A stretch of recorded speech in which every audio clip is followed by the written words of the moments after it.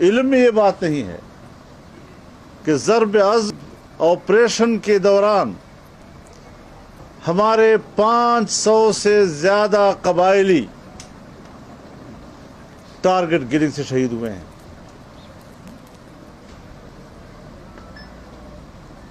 آج بھی آپ باجوڑ جائیں، اس 1 سال کے اندر جمعیت علماء اسلام کے 16 علماء شہید کیے گئے ہیں. محمد ایجنسی میں شہید ہو رہے ہیں. ہمیں کون مار رہا ہے؟ قیام ایمن کے دعووں کے باوجود ہم ان حالات سے کیوں دوچار ہیں؟ امن کے مذاکرات بھی ہو رہے ہیں اور اس دوران ہمارا خون بھی بہہ رہا ہے. تو اس حوالے سے ہمیں بتایا جائے میرا قاتل کون ہے، ورنہ پھر میرے قتل کی ذمہ داری ریاستی ادارے قبول کریں. یہ پاکستان ہے، یہ اسٹیٹ ہے. ہر شہری کی جان و مال اور عزت و آبرو کا تحفظ ریاست کی ذمہ داری ہے.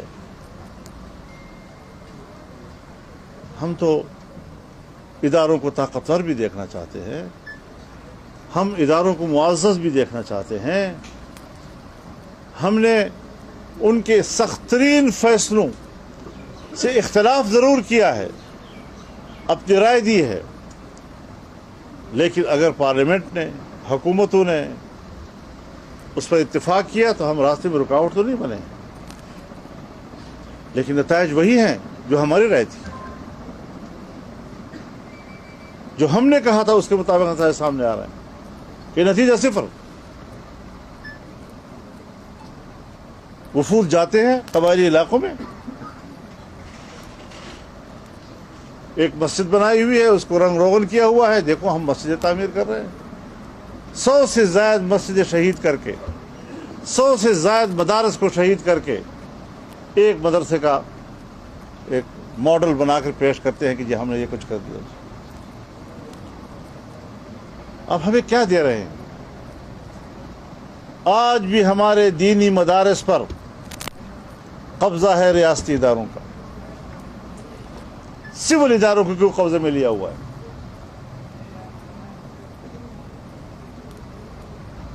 عوام چندہ دیتے ہیں اور یہ چندے کی بنیاد پر لوگوں کو تعلیم دے رہے ہیں. ایک سکول بند ہوتا ہے تو کہتے ہیں جی تعلیم بند ہو گئی، جبکہ ایک دینی مدرسہ ایک باقاعدہ راسخ مضبوط تعلیمی ادارہ ہے. اس تعلیمی ادارے کی کوئی قدر و قیمت نہیں ہے ہمارے پاکستان میں. اسلام کے نام پر بنے ہوئے ملک کے اندر اس کو دہشت گردی کا مرکز کہا جا رہا ہے،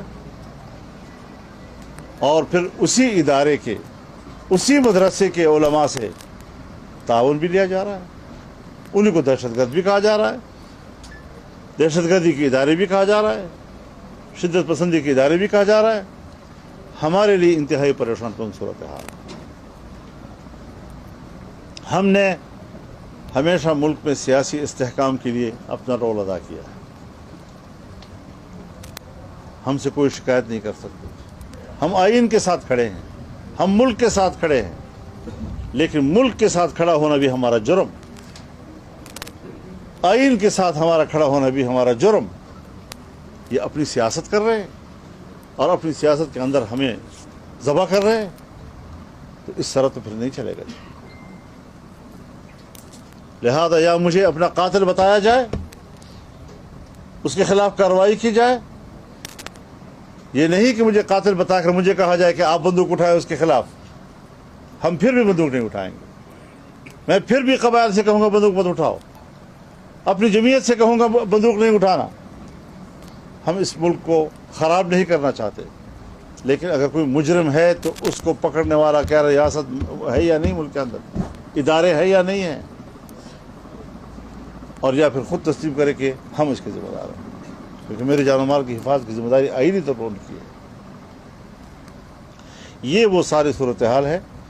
میں آج اعلان کرتا ہوں کہ ہمارے پورے صوبے میں نے صوبائی جماعت کو کہا ہے کہ کل جمعے کے اجتماعات میں صوبہ بھر کے خطباء کرام ائمہ کرام اپنے خطبوں میں شمالی وزیرستان میں ہونے والے اس واقعے اور اس کے علاوہ جو دوسرے واقعات ہو رہے ہیں بے گناہ شہریوں کے شہادتوں کے اور قتل کے، اس پر بھرپور احتجاج کریں، لوگوں کو بیدار کریں، اور جمعے کے فوراً بعد اتوار کے روز پورے صوبے میں مظاہرے ہوں گے، باقاعدہ احتجاج ہوگا اس کے بارے میں۔ ہم اداروں کو بھی یہ اجازت نہیں دیتے کہ وہ ملک کو مذاق بنائیں، اپنی سیاست کھیلیں اس کے اندر، اور ہم امن چاہتے ہیں۔ ہم نے امن میں کردار ادا کیا ہے، ہم نے امن میں قربانیاں دی ہیں، اپنے وطن کے ساتھ وفاداری کا ہم نے سزائیں کاٹی ہیں،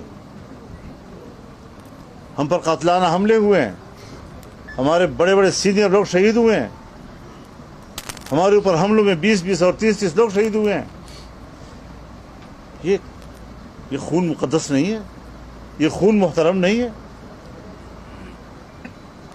تو ایک تو اس حوالے سے میں اعلان کرتا ہوں کہ کل جمعے کے روز تمام ائمہ کرام خطباء اپنے خطبوں میں اس واقعے کی بھرپور مذمت کریں، اور پھر اتوار کے روز انشاءاللہ پورے صوبے میں یہاں مظاہرے کیے جائیں گے اس واقعے کے خلاف احتجاج کے طور پر، اور یہ ہم آئینی حق استعمال کریں گے۔ ہم اپنے کارکن کو اب بھی کہہ رہے ہیں کہ آپ نے پرامن رہنا ہے، سیاسی مقابلہ کرنا ہے، ہمیں ان قوتوں کو شکست دینی ہے۔ جذبات ہیں، کب تک ہم جذبات کنٹرول کرتے رہیں گے؟ کیا ریاست پاکستان یہ چاہتا ہے کہ ہمارا نوجوان جذبات پہ آ کر بندوق اٹھا لے؟ پھر کیا ہوگا ملک کا؟